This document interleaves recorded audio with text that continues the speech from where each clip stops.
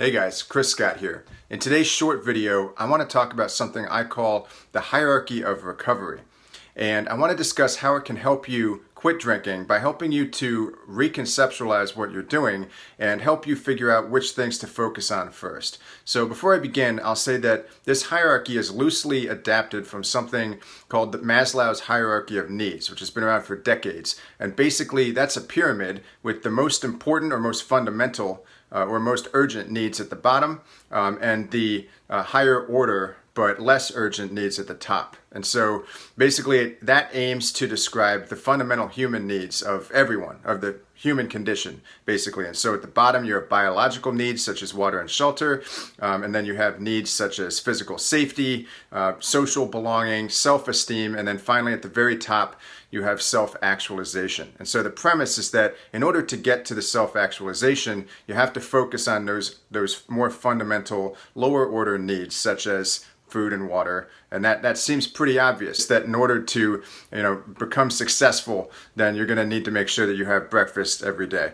But for some reason in recovery and traditional programs, people tend to jump straight to the top, to the spiritual development, while ignoring some very important things that can be done with biochemical restoration and even basic psychology.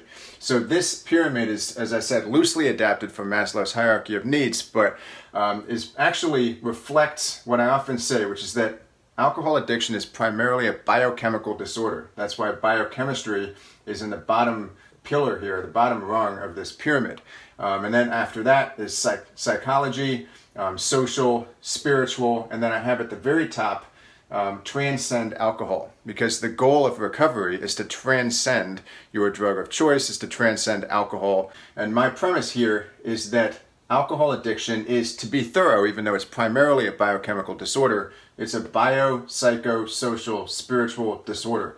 And I actually did not come up with that. That was this term, biopsychosocial spiritual, as far as I know, was devised by Dr. Amen, who is a famous psychiatrist who runs a program where he takes brain scans for people with behavioral disorders. And so people will go in with suicidal or even homicidal thoughts, and he'll find a brain tumor, or he'll find a serious nutrient deficiency, or he'll find something else that's off hormonally. But he looks at this is the basic structure of the hierarchy of what he looks at. And so if their biochemistry is fine, he'll look to see what's going on psychologically. If that's fine, he'll look to see what's going on in their social lives. And so the tippy top is spiritual development. And the odd thing to me is, it seems obvious that if I injected you, in the context of addiction, if I injected you with methamphetamines or even natural adrenaline, and then I said, go sit in an AA meeting and work on your spirituality, you wouldn't be able to do it, because that lower order need of biochemical stability has not been met yet. And so here are the things that I found to be most helpful in working up this pyramid. For biochemical restoration, supplements, diet, exercise, sleep, and meditation are especially helpful. And I include meditation here. You think of that as a spiritual activity, but there's research now showing that meditation actually changes the brain. It can help facilitate neuroplasticity.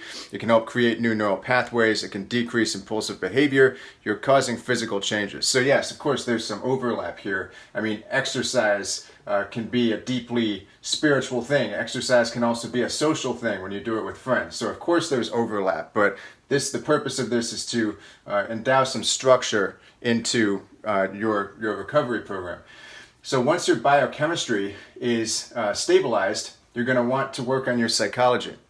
And despite the prevalence of talk therapy in mainstream recovery, there's not a lot of work done in giving people new beliefs about alcohol or about themselves in terms of having a new identity, which we'll get to. And there's not a lot of emphasis put on building new neural pathways. And so I found that when I say build new neural pathways, I mean that we want to have new alternatives to alcohol and new routines. So a new alternative might be exercise, or it could be some passion, some lost obsession from childhood that you're going to start doing on a regular basis, that your brain is going to start anticipating, that's not alcohol. Now, a new routine, you want to make sure that you have order and stability in your daily routine. You want to try to get up at the same time. You want to try to have a morning routine that's pretty reliable. Try to have a nighttime routine that's pretty reliable. Try to get a sweat in every day. So when you do those things, you're changing your biochemistry, of course, but you're also changing your psychology by building these new thought patterns, these new thought processes, these new neural pathways that eventually take the place of and dissolve that drinking neural pathway that's been dominating your life for as long as you've been addicted to alcohol. So of course, it's also important, because we are social creatures, to stabilize our social lives. And so for this, mainstream recovery says, well, have a sponsor and have sober buddies. I never embraced that strategy, to be honest. I'm sure it's worked for some, but I found that it was important to have a few confidants, very good friends and family members who I could tell anything, and who were kind of cheerleaders for me as my transformation got better and better. And of course, real friends, instead of just numerous acquaintances who are all basically drinking buddies. So genuine relationships, for me, has always been more important than so-called sober buddies who kind of come and go because 90% of them relapse. So beyond that, of course, once we've stabilized our biochemistry, psychology, and we've started to build, our new social life, or maybe we were lucky enough to have good friends all along and just kind of rediscover those relationships, we can then start working on our spiritual transformation. And so that takes different forms for many people. I've had private clients, some of whom are very Christian, who've joined Christian support groups and worked on their spirituality in the context of that religion. I've had some people who kind of get into like yoga and Buddhism, and whatever works for you. You want to be building a new identity, kind of have a new sense of who you are in the world, of your place in the universe, so that you can then, with all of this taken care of, finally get to the point where you transcend alcohol. And honestly, I think the most appalling thing about mainstream recovery programs, despite the good intentions of people who work for those programs and rehab centers, etc., is that there's zero emphasis on actually transcending alcohol, because everything they're doing revolves around avoiding alcohol, which means focusing on a negative.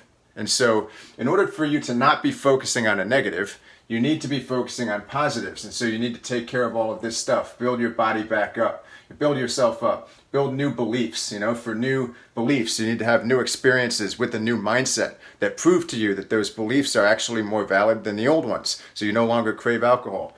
You need to have a new social life and forge a new identity. If you don't have a sense of purpose, you want to get a sense of purpose. And so all of that taken together will allow you to finally transcend alcohol and start living that life that you always knew deep in your mind you were born to live.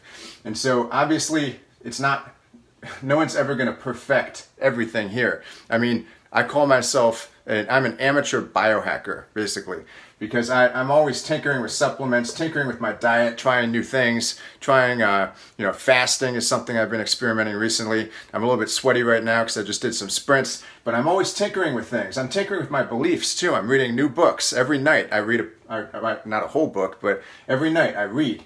And so, I'm tinkering with all of this stuff, and I say find your purpose in life, but something that's recently occurred to me is that we don't necessarily have the same identity our entire lives. We don't necessarily have the same purpose, but we do want to strengthen our sense of having a positive identity that is consistent with our belief system and with society and with our place in the cosmos, so to speak. So I wanted to keep this short. Once again, this is only my second video that I will succeed in talking for less than 10 minutes. So hopefully you enjoyed it, and if you did, please give me a thumbs up and stay tuned for more. Thanks so much for watching.